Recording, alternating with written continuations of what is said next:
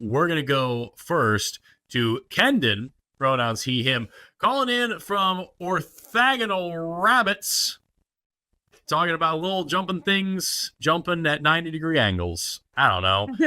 Who is an independent voter thinking about voting for the Green Party. Kendon, you are on the line with Josie and Forrest. How are you doing today? Good. How are you guys? Never had a bad day, man. It's great. Love talking politics, as you can tell. So I'm in my happy place. Oh, yeah. Oh, yeah.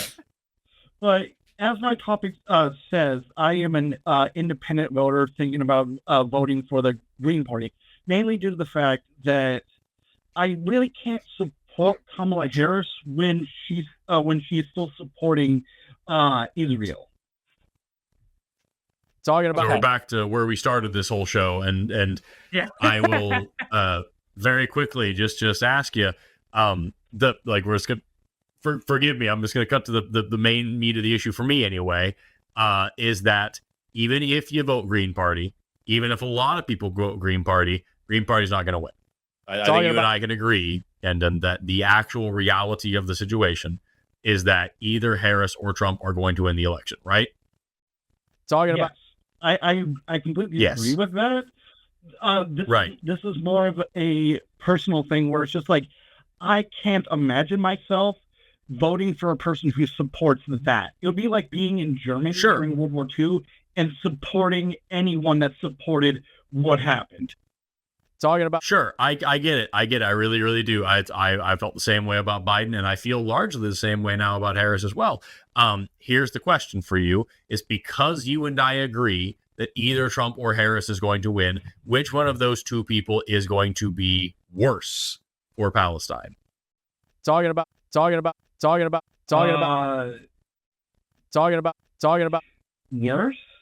I mean, how worse can it get?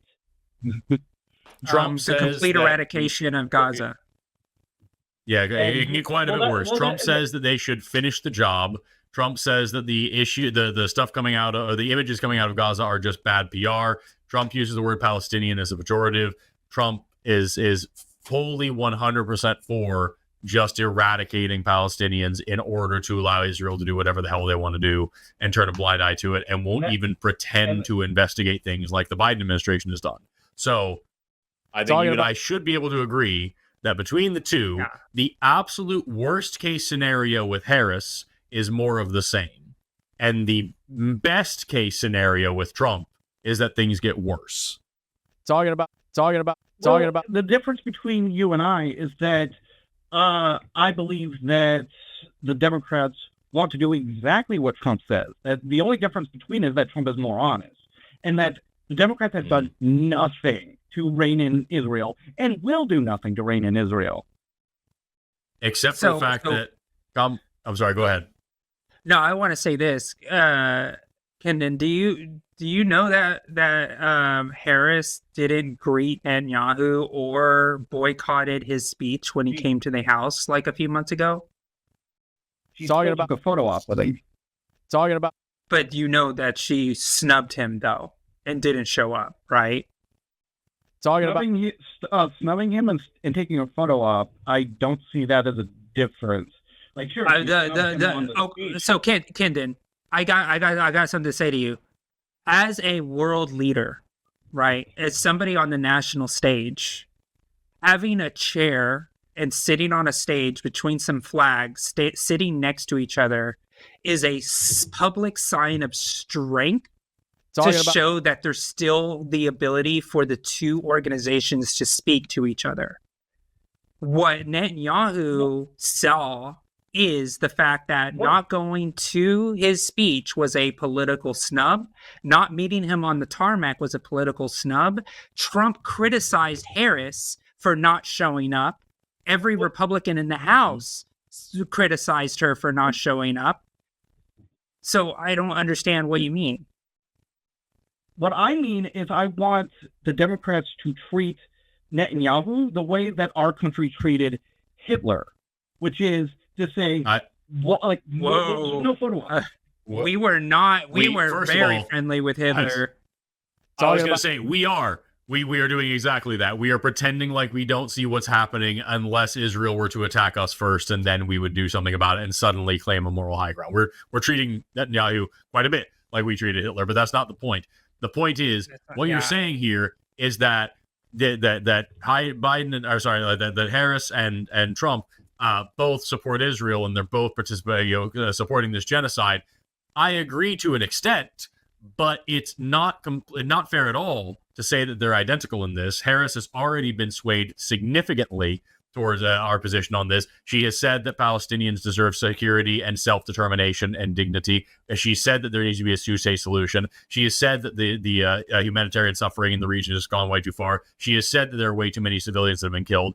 Like, she has called for a ceasefire. She has criticized what's going on, not in any way that I would like to see, but definitely a lot more than Biden has, and a whole hell of a lot more than Trump ever would.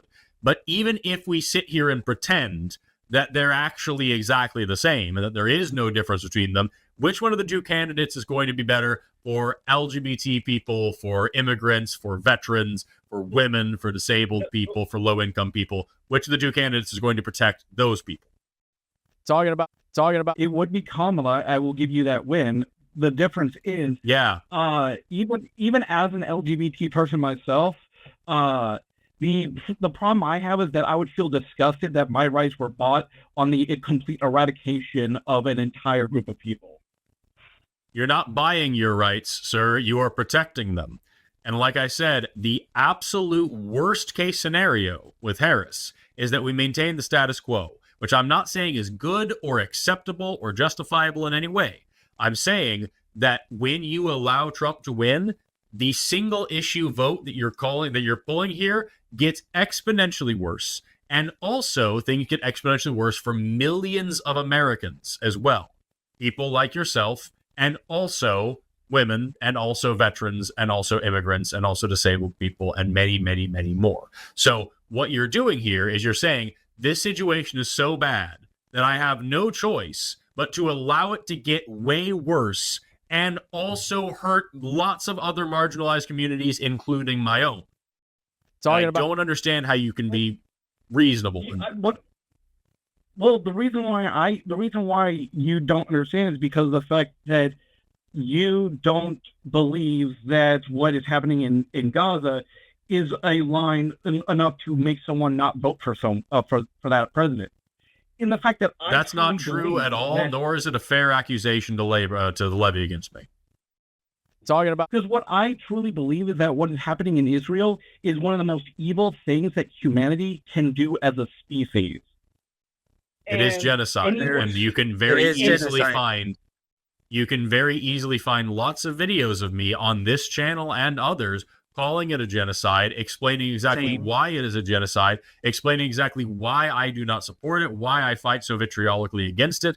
You can find lots and lots of videos of me saying it. And back when Biden was still running, you can find videos of me on this channel saying that I really fucking don't want to vote for Biden either, and that it's actually a toss-up, and that it is a significant enough issue. But now we have a candidate who is actually moving the needle in the right direction, and also is publicly actually trying to help a lot of other marginalized communities, while Trump is publicly explaining how he is going to either harm or eradicate marginalized communities. When I say eradicate, I mean trans people, which he has publicly stated on his website. He will make it the law in America that the only genders recognized by our country are male and female, and they are assigned at birth, meaning there are no more trans or intersex people. You want to talk about genocide?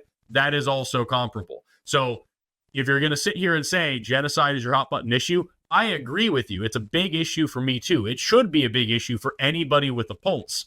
However, it is not reasonable to say, I am so anti-genocide, I'm going to make the genocide worse and also institute other ones and also strip the rights and liberties away from millions of other people and also let more women bleed out in a parking lot in a hospital. That makes no sense. Saying that you have two options here, legitimately, you have two options here, should be enough for you to pick the one that is not, I'm not going to say better, but less horrific. That's a thing that you can do. And the other 3 years and 364 days you've got, you should be on the rooftop screaming with everything you have and banging on the windows and rattling the rafters and doing everything you can to change the fucked up system that we have so we have more than 2 options, and to make sure that the president no longer funds and support genocide, and to make sure that our country is finally for fucking once on the right side of history from the get-go. Like, there's a lot that we could be doing all the rest of the 4-year term, but on election day, you've got to participate in the trolley problem that we're all participating in.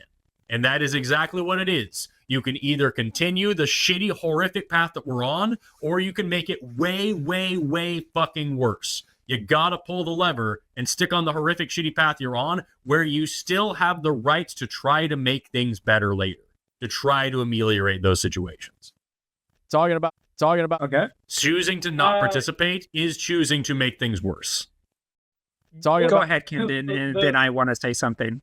Yeah. I do want to hear from you, but what I would say is that with all that being said, you're saying, well, yeah, it's horrible. We need to protect all these people's rights and everything, and it's just like, okay.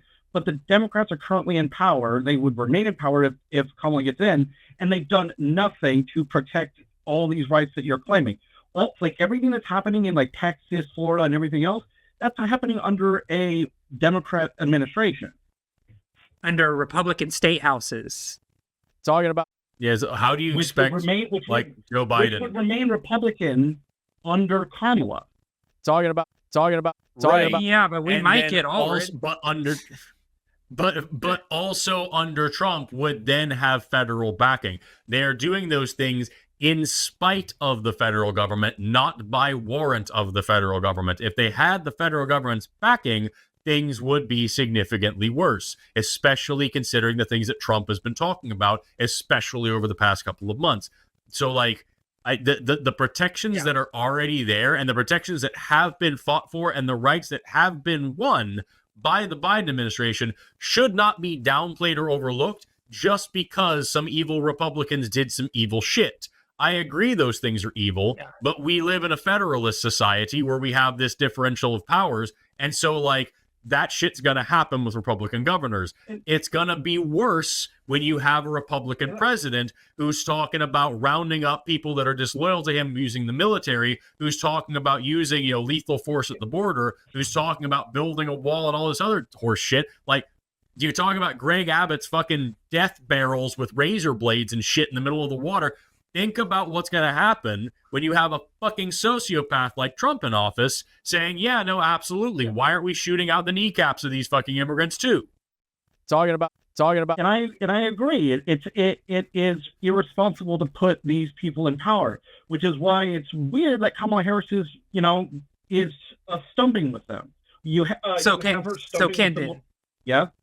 So I want to jump in real quick because I want to make sure, like, there's a couple scenarios I want to run, and also, like, I'm just going to say this real quick because I work in trans advocacy. Title IX, protection of ACA to ensure healthcare for trans people, ensuring that there's money and research to make sure that we count people during this our surveys that we do nationally, making sure that there were statements that were made that protect and codify and protect trans people's rights to exist. There's also Trans Day visibility. I know it's still there. So there's like a lot of different things. But anyways, and there's also a lot of laws. And we also have the deputy cabinet member of Health and Human Services is literally a trans woman, Admiral Rachel Levine. So there's a lot of material change that has happened at the federal level for trans people. So I didn't want to let that pass. But I want to get to this point really quick. Oh. So Kendon, talking about. Do you? So I want to run this scenario with you. I have a couple questions, and then I want you to ask a series of thought experiments with me. Okay, because this isn't going. We're not going to win on the moral question that the fact that you believe that a genocide is happening will not vote for that. And I also believe there's a genocide. There's also a lot of me on the record talking about this as well in very horrific ways of how horrible this is actually on our planet. And this is the first live stream genocide that we've seen in our in the world history from, there was genocides that always happened across the world. And usually presidents don't talk about it till the ashes are cooling off, right? Like we know that. And there's like, it's an unprecedented point in our history. So I just want to say that morally, we agree there shouldn't be a fucking genocide, and and Israel needs to be held accountable for what they have done. I will say that, and I will continue to say that. Okay, so I want to say that for just the common ground, so we can get to these political questions that I have, because this is a political question to a moral issue. Okay, so that's why I'm going to go ahead and I'm going to zoom back out to the political question. Sorry for the long intro there, but I just wanted to say that. So do you agree that there's a lot of people who are voting, who are the anti-genocide voters, who say they will not vote for Harris or they will vote for Jill Stein? Do you agree that a lot of those folks, no matter what Harris does, will not vote for her? Talking about. I can't read their minds, but I can easily. I can say I'll just go. Let's just make this easy. Sure. Yeah, right. Because I know a lot of folks who are like, it doesn't matter. There was a caller earlier that said, it doesn't matter what she says. I'm not going to believe her, and I'm not going to vote for her no matter what. Right. There's a lot of that happens, and there's a lot of that conversation that has happened across the spectrum across the country. So I wanted to start there. Right. So that exists. Okay. So we are running, and I'm going to ask you another question. Do you agree that this is going to be one of the closest presidential elections in American history? Yes. Okay. Right. All right. So now we're going to zoom out just a teeny bit, and I'm going to put you in the position that Harris is in right now. Right now, this is a hypothetical, but I want you to think about where she sits, because I know the conversations that I've had with her campaign internal staffers and different things that I've been able to communicate with different folks. So you are running for president in the closest American election for president in American history, right? You are now in this position, and you have numbers in front of you that says, if we say these things about, and I'm going to use this very just like bluntly political messaging campaign numbers. Okay. If I say these things, let's say I wanted to say arms embargo, we're going to call for the arrest of Netanyahu, we're going to do all of the things that the Palestinian protest anti-genocide voters are saying, and we're going to lose 100,000 votes in these key areas that have very strong numbers that we need to make sure we solidify the win at this vote, right? You have that. It's just facts. It's just information, right? You just have it in front of you. And then on the other side, you have the other thing of saying, if I do say these things, the folks that said that they would vote for me if I say these things are wishy-washy and aren't actually going to vote for me, and I can't trust them to actually come out and deliver me states like Pennsylvania, Arizona, Nevada, because generally across the country, less than 5% of America generally cares enough to make foreign policy their number one issue to vote, right? So you're with the information that you have, you know that if you say the thing that will make you lose the votes, that will definitely make you lose the election, or you stay true to your messaging, say the things that Forrest is saying, such as I want a ceasefire, Palestinians need dignity and respect, they shouldn't be killed, this is horrific, this is atrocious, but you're going to be able to lock in the votes that you have right now to possibly win the closest election in American history. And then once you win, you can start having the conversations and the tough conversations that you have right away, because you just won the hardest election in American history. It's you, President nominee Kendon. What do you do if you are faced with that information that you will definitely lose the election if you stand where you stand in this phone call, or hold it to win the election and then go the way that you're trying to say. What do you do? To answer honestly, this is why I could never be a politician, because I don't have that in me to sell out my soul. And I have a revolutionary type of soul, which is to say I would rather burn everything down and start again than give up my soul. I would say, great. I would barnstorm. Immensely privileged thing to say. Exactly. Yeah, it's okay. Don't worry about it. Kendon, continue your statement, and then I'm going to respond. I would barnstorm exactly what I'm saying. I would call for the arrest of Netanyahu. I would do everything that all of that, and I would lose definitely, but I would keep my soul. Okay, great. All right, perfect. All right. So you said it in the first sentence that you said. You don't have it in you to be a politician because you have to make these incredibly hard decisions. I'm a skeptic. I don't use the word soul. But a lot of people would be able to say my moral compass and things like that, right? So for me, it's right. But I apologize for saying. You don't have to apologize. I'm atheist too. I just use it because it's the easiest catch-all, like getting at what I mean. So meaning your moral compass, who you stand for, and you couldn't look at yourself in the mirror because of the moral, standings that you have. Great. Okay. So I want you to take a think about that for a second, right?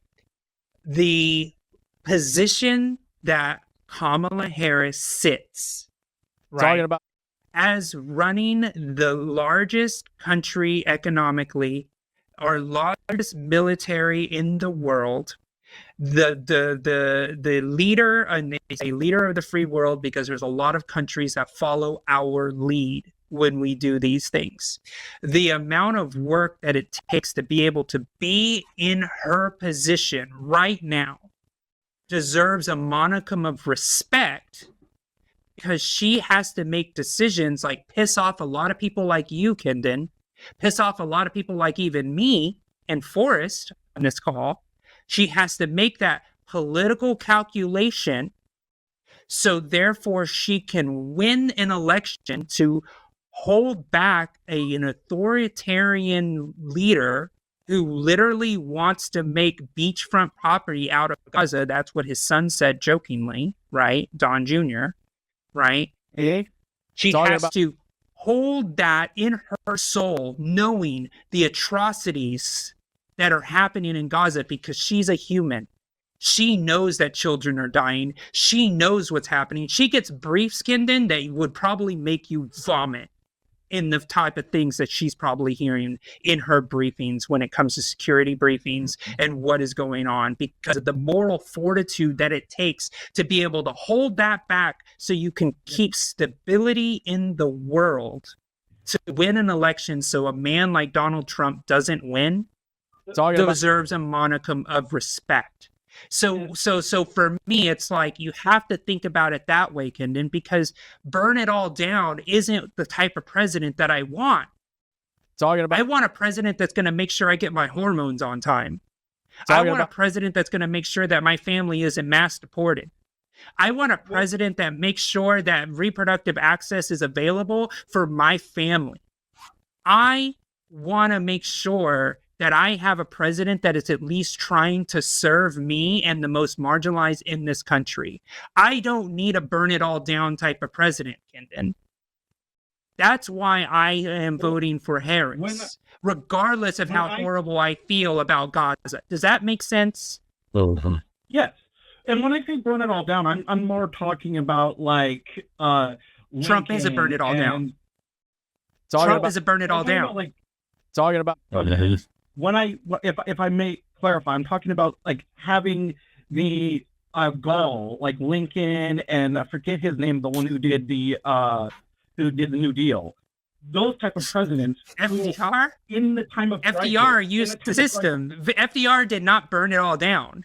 FDR had a public mandate that was so strong that ended up having policies be passed. But FDR would not line himself up with the Cheneys and the Bushes and still say that FDR was around during Japanese internment.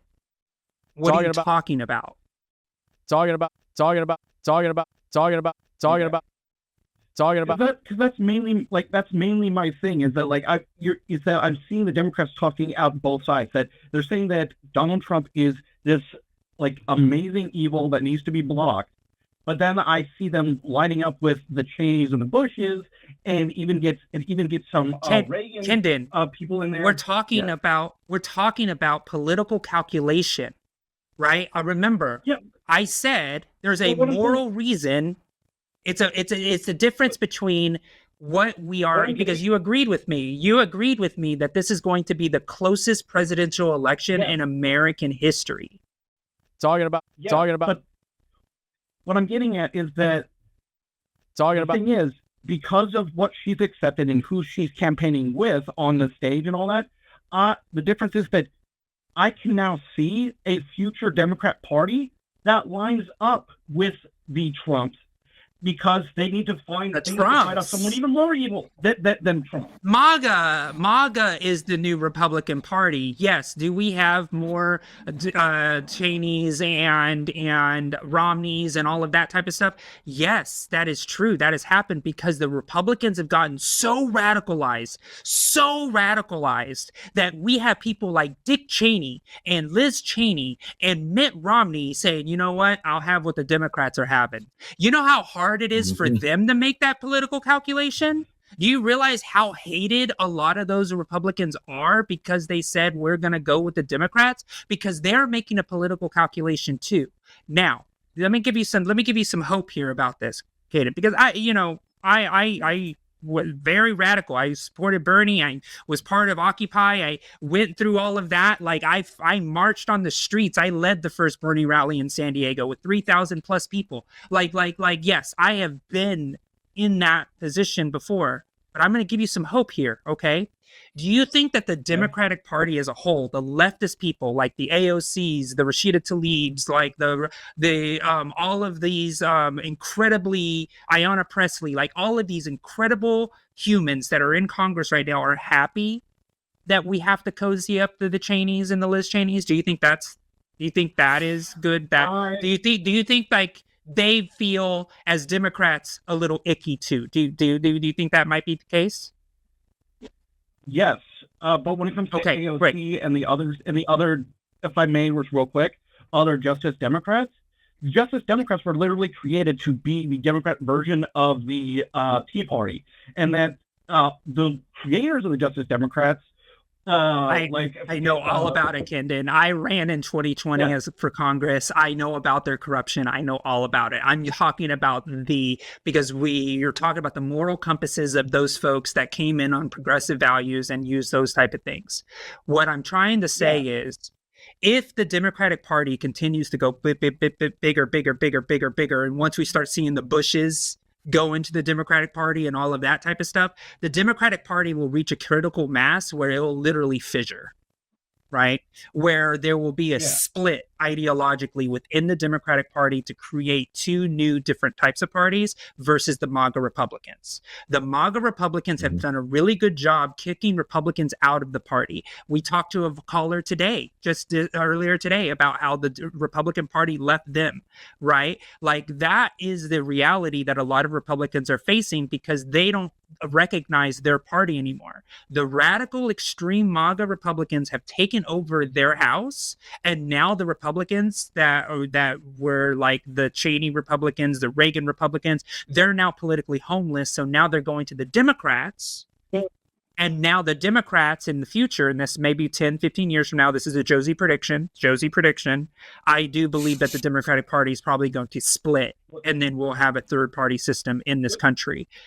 But that's the benefit of bringing in all of these Republicans into our tent, because we have better ideas. We care about governance, and governance should be a governing principle across the entire country. And if I may, real quick, just because you're trying to give me some hopium, I'm an independent voter because of the fact that I recently did that. I recently marked myself as I'm sorry. No, go ahead. Keep going. That I recently did that because of the fact that I view myself as too far left for the current Democrats, and that you're saying that they're going to split off and there's going to be all these things. What I'm saying is, I would love to live in a world where the Democrat Party is in control by the leftists, by the socialists, by the communists. Look, I am an American socialist, okay? I care about Social Security, Medicaid, I care about veteran rights, I care about all of these things. But you know what?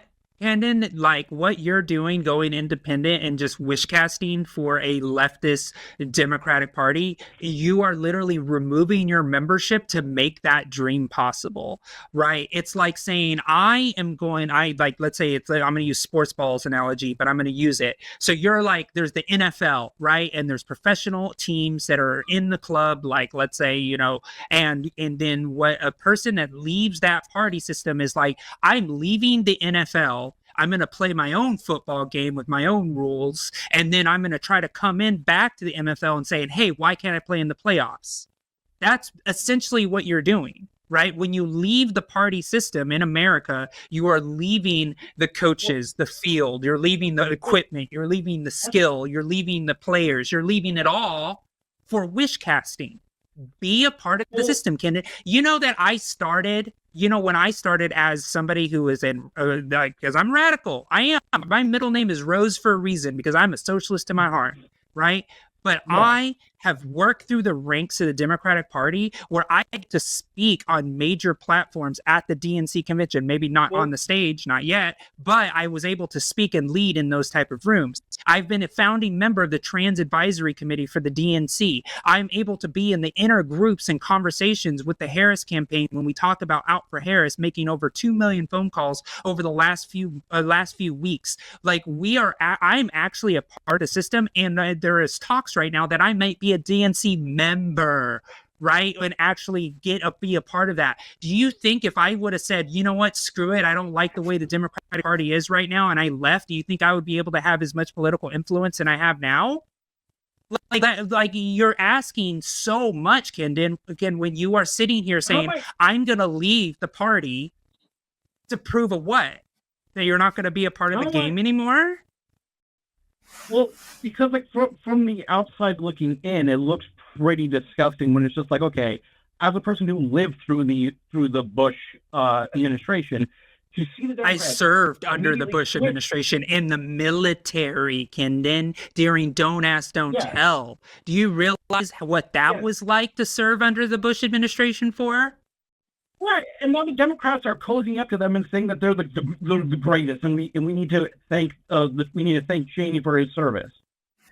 Oh my God, who's saying that they're the greatest? And Kendon, did you not hear anything that I said about the work that I am doing within the party system?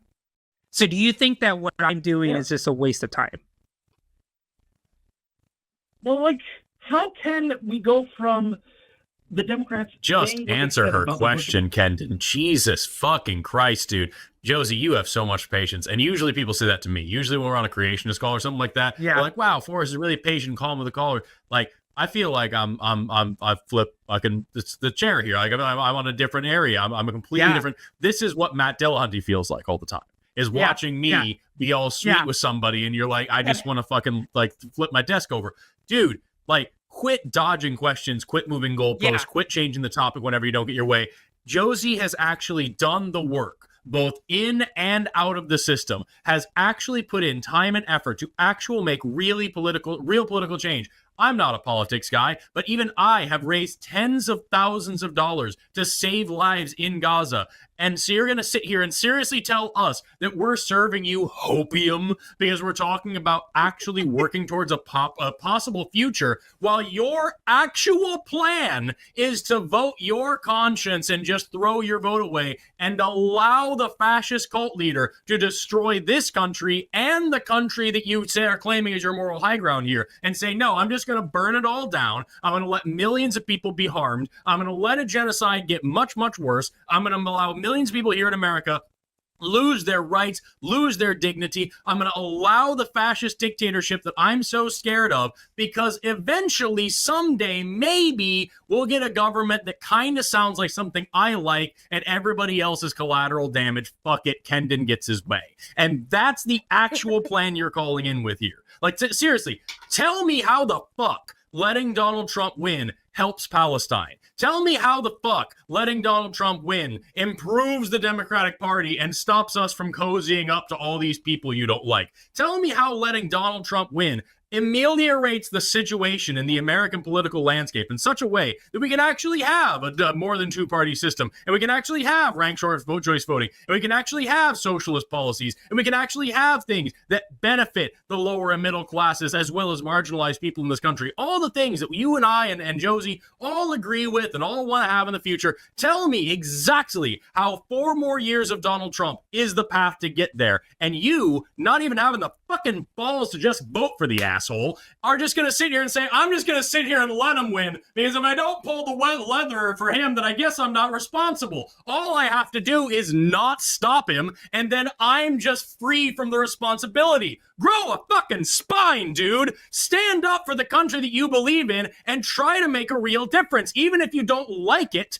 try to make it better. Like, how is that fucking hard? And you're going to sit here for fucking 34 minutes and talk to people who actually give a shit. People like Josie, who has been spending this entire fucking show giving a master fucking graduate level class on political science, teaching us all really important, serious shit about how this government works and how political science works and how the political landscape works. And you're going to tell her that you know better than her and all you have to do is just let MAGA win some more and then it'll be better. Fuck all the way off. It is absolutely insane to me that you can be this far up your own ass and sit here and waste 35 minutes of our time when you're talking about, like, fucking just all we have to do is just not participate, not play the game, and then the game will get better. No, it fucking won't. Tell me one time when it ever has, not just in American history, but at any point in history, when good people do nothing, bad people get away with shit. That's what we're seeing in fucking Palestine, which is the point of what you're calling in for in the first place. Jesus, a fucking Christland, dude. Grow up. The guy, oh my glob, dude. I'm sitting here listening to you for fucking 35 minutes being a condescending prick to her when she is teaching you everything you need to know about this. And it is so fucking gross. I'm sorry. I'm so fucking tired and I'm so fucking sick of it. And it's so ridiculous that you're going to sit here on some fucking moral high ground. Like you have something over on us and we're just feeding you fucking copium. Oh my God, fucking copium or hopium or whatever the fuck. Because we're telling you that there has to be a way forward. Jesus. I'm sorry. Go ahead, Josie. No apologies. Kid, go ahead. So let's put a gross, button. Let's put a button on this because yes, yeah, thank you. For sure. Thank you. We're done, Kendon. We're gonna move on. Goodbye. Talking about gravy, dude. Talking about I hate fucking yelling and getting all upset. I really don't like doing it. But like, oh my fuck. Well, I've done it before. 36 minutes. Yeah, it's just especially on this. Especially on this, because I've been so fucking vocally like talking about advocating for Palestine for so long. Oh, and not just for them. There's so many there's different genocides and humanitarian crises going on in the world, and it takes people who are willing to make hard choices and are willing to put in the actual work and willing to communicate and try to actually make things better, to allow those situations to become less shit than what they are. You can't make them good, but you can make them less horrific. And you got people like Kendon here who are just like, I'm just going to fucking let it get worse because then at least I didn't touch it. And I'm like, dude, you cannot claim a moral high ground in that situation. You can't. You can't be like, oh, I'm this single voter person. I'm going to make sure that I'm not participating in the genocide. I'm just going to watch it. Are you serious? Like, talking about be so fucking for real. Oh. Yeah, and it's just so frustrating because like we tried the moral angle first, right? Which was it's gonna get worse. Then we tried the conversation of like, let's zoom out and make it a political calculation, right? And then once the burn it all down didn't sound so good coming, it's like, oh wait, I'm not actually for that. And it's just like, come on, like, you know, and that's what it is. It's like people don't respect the position that these politicians put themselves in, because people like Kendon will just completely just keep stabbing them over and over and over and just be like, you suck, you suck, you suck, you suck. And it's like, I'm just trying to govern. I'm just trying to make sure that people can get their medication on time. Like, I want to make sure that the trains don't burn up. Like, can you not make it seem like I'm the most evil human? That's why I don't use the worst of two evils comment. I say, who will serve you better? That's what I say. Like, just pick the person that's going to serve you better. Right? That's it. No, you don't have to make it two evils. Like, you don't have to make it between a demon and a demon. It's these are freaking, well, Trump might be a demon, but the thing about it is, if I believed in it, but if the reality is, it's about picking somebody who's going to serve you better. Should be your choice. The person that you're going to be able to argue with and maybe make them make a change, a person that's going to allow you to protest and not ask if they can shoot your fucking legs with bullets. Like, you know, maybe that's the person that you'd rather organize under. Maybe that's the condition that you want to organize under, to have this moral righteousness of like, at least I didn't vote for the genocide because now I'm now morally clean. Nobody's going to make a fucking statue for you because you decided to not vote and Harris fucking lost, and then Trump goes in and runs a dictatorship in the United States that we have to deal with for the next 40 years. Nobody's going to make a fucking statue for you. Maybe Netanyahu will, but nobody else in this country will. Thank you so much for watching me do whatever I want to do so that you can claim you didn't participate. That is absolutely the only thing that is required to allow people like that to get away with whatever the fuck they want. And like, you have all these fucking people who are cosplaying revolutionary. All we have to do is just let America collapse, and then I'll get it my way eventually. And they don't comprehend just how fucking awful a situation like that actually is. And like, yes, I agree the system sucks. You can very easily find hours of content about me here on this channel and others talking about how much I fucking hate the system of this country and just this country in general. How much I seriously don't like this place and most of the things that it does. But at the end of the day, it's a fuck of a lot better than just letting it all fall to shit and letting like just the people in power, the cishet white men, do whatever the fuck they want. It's just not appropriate. It's like this fantasy of privilege. Sorry, go ahead. It's so frustrating. It's like seeing a house on fire, right? And having a water hose next to you and being like, maybe I should help with the fucking fire. And you're like, you know what? Fuck it. The people who set the fire, they can fucking deal with it, as there's people screaming and dying in the fucking house that had nothing to do with it. There's a water crisis also in Flint, Michigan. So for me to waste this water is really just hurting them. And I need to be, I care about the people of Michigan. That's what I care about. My glob, dude. It's just like fucking do something. And also I'm electing a fascist at the same time. Yeah. It's like, no, I don't want to do anything because doing something would mean that the water is being used, and you know, I just, that person deserved it to burn alive in the building. It's like, what? Like, who would do that? Like, you know, it's just like, seriously. Yeah, it's just this is what's happening to our democracy right now. What's frustrating is like, you know, I said at the beginning, you know, when we're trying to tell people to call in and everything like that, I mentioned that, like, you know, usually we take in callers from creationists or evolution deniers or theists or whatever else. I'm like, we're now turning the attention to our own community, because there's a lot of people in our community who are talking about abstaining, voting third party, whatever like this. So we are now turning this fire to our own people, and like, yes, all the fire. This yeah. In this case, it really, like, one of the things that we talk about when we argue about God.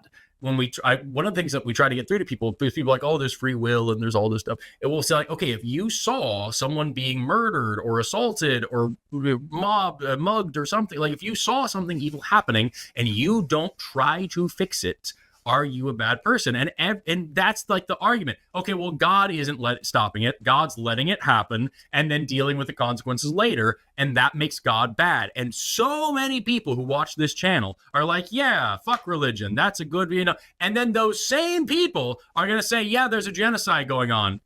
I guess I just gotta let it get worse because, like, fuck, man, they're doing their thing, and I'm not going to participate in. I'm not going to vote for the person who's affiliated with it, who could potentially save it and stop it. I'm just gonna let it get fucking worse. I'm just gonna watch it to see what happens, and maybe in 8 to 12 to 20 to 50 years, maybe I'll be able to say that I was a part of some bullshit fucking revolution that changed America, and now we have 3 candidates instead of 2. Oh, neat.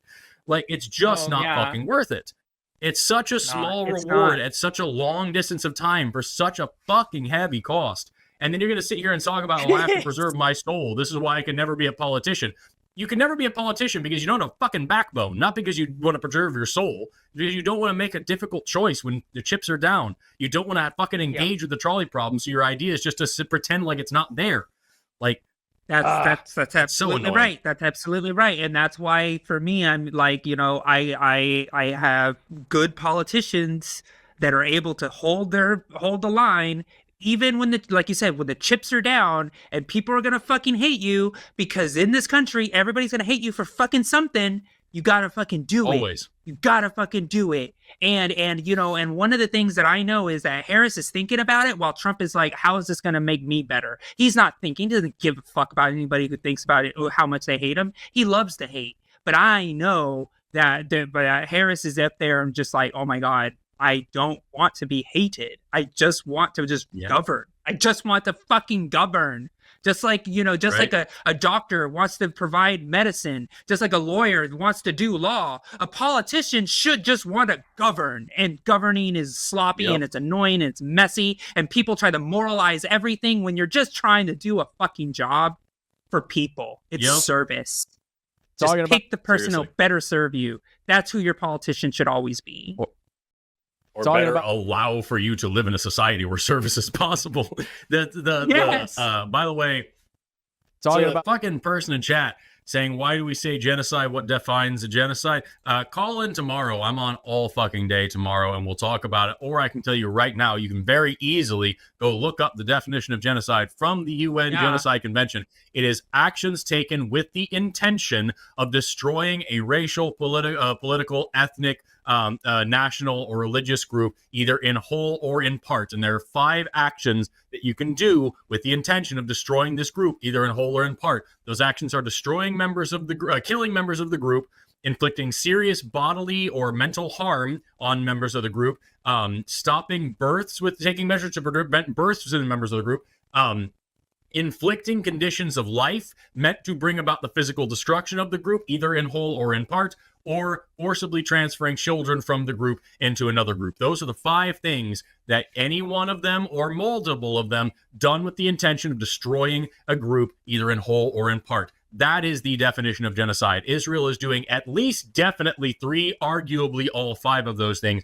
to the people of Palestine. Now, that is different and distinct from ethnic cleansing, which is his own special thing. Guess what is also going on, especially in Gaza and now in the West Bank, especially, I would say, for a long time, the West Bank, now especially in Gaza over the past year. The forced removal of an ethnic group that's in order for them to now repopulate this area. And it's like, that is what is happening there. So ethnic cleansing is occurring. Genocide is occurring. You can look up the definitions yourself. But since you want to comment about it here, that's the definition. If you want me to defend any of that and explain to you why exactly those things are happening, what evidence those things are happening, and the strong evidence that we have for intent from the Israeli government, I would be more than happy to explain it to you. Call me tomorrow. Hey, what's up? I'm glad you enjoyed that clip of people talking to each other. I'm Jimmy, and this is Eric. And well, we'd really love it if you would support us. Where can they support us, Eric? Where would they do that? I don't know, Jimmy, because I don't have the notes on me right now. This is too long. The outros have to be short. Patreon.com/call the line.